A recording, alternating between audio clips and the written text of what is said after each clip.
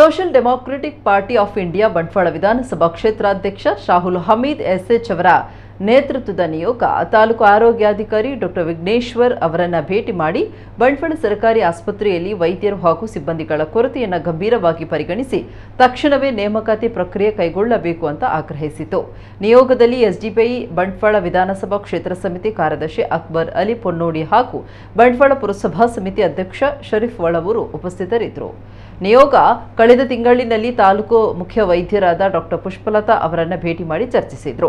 ಬಂಟ್ವಾಳ ತಾಲೂಕಿನ ಜನಸಾಮಾನ್ಯರ ಆರೋಗ್ಯದ ಹಿತದೃಷ್ಟಿಯಿಂದ ಸರ್ಕಾರಿ ಆಸ್ಪತ್ರೆಯ ಮೂಲಭೂತ ಸೌಕರ್ಯಗಳನ್ನು ಬಲಪಡಿಸುವುದು ಮತ್ತು ವೈದ್ಯಕೀಯ ಸೇವೆ ನಿರಂತರವಾಗಿ ಲಭ್ಯವಾಗುವಂತೆ ಮಾಡುವ ತುರ್ತು ಅಗತ್ಯವನ್ನು ಅಧಿಕಾರಿಗಳ ಗಮನಕ್ಕೆ ತಂದರು.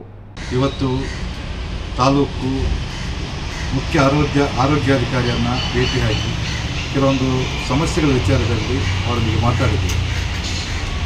ಈಗಾಗಲೇ ಬಂಟ್ವಾಳದಲ್ಲಿರುವಂಥ ಸರ್ಕಾರಿ ಆಸ್ಪತ್ರೆಯ ಅವ್ಯವಸ್ಥೆಯ ಬಗ್ಗೆ ಸಾಮಾಜಿಕ ಜಾಲತಾಣಗಳ ಹಲವಾರು ವಿಚಾರಗಳು ಬಂದಿವೆ.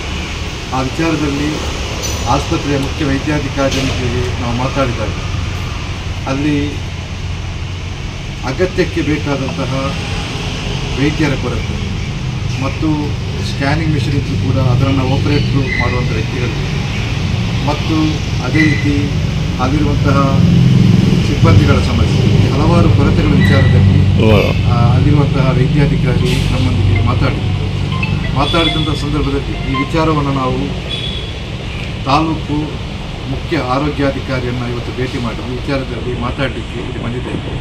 ಅವರೊಂದಿಗೆ ಮನವಿಯನ್ನು ನೀಡಿ ಈ ಒಂದು ಸಮಸ್ಯೆಗಳೇನಿದೆ ಇದನ್ನು ಆದಷ್ಟು ಬೇಗ ಪರಿಹಾರ ಮಾಡಬೇಕೆಂಬ ನಿಟ್ಟಿನಲ್ಲಿ ಅವರಿಗೆ ಮನವಿಯನ್ನು ಕೂಡ ಅರ್ಪಿಸಿದ್ದೇವೆ.